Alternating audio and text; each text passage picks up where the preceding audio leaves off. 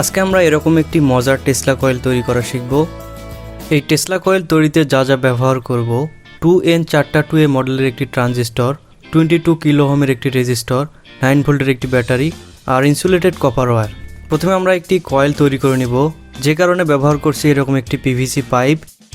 এটি 9 সেন্টিমিটার পর্যন্ত কেটে নিলাম।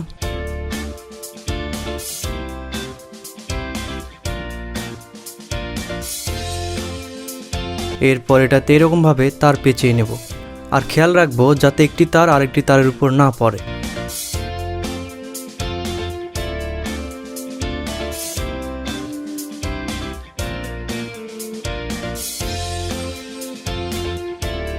কয়েলটি তৈরি হয়ে গেলে এরকম দুই মাথা থেকে ইনসুলেশন সরিয়ে নেব।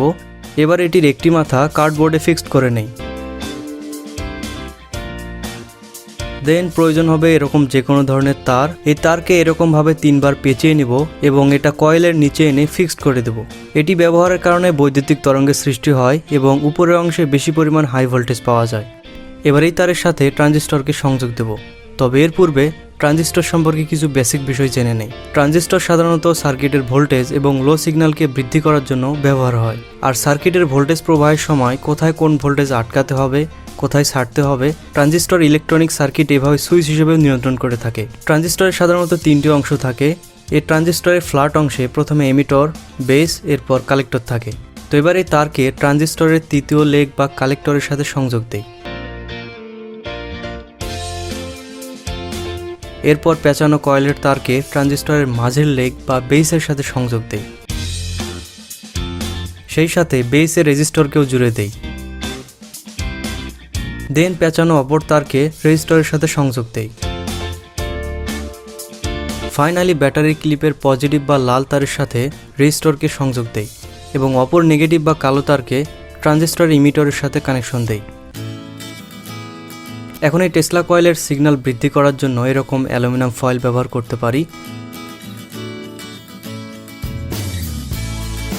এবার একে কয়েলের মুক্ত তারের সাথে জুড়ে দেই। ব্যাটারির সাথে কানেকশন দেওয়ার পর সবকিছু ঠিক থাকা সত্ত্বেও এটি কাজ করছিল না।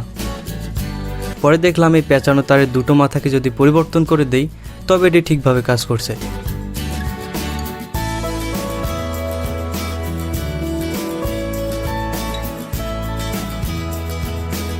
এবার একে বিভিন্নভাবে টেস্ট করে দেখি।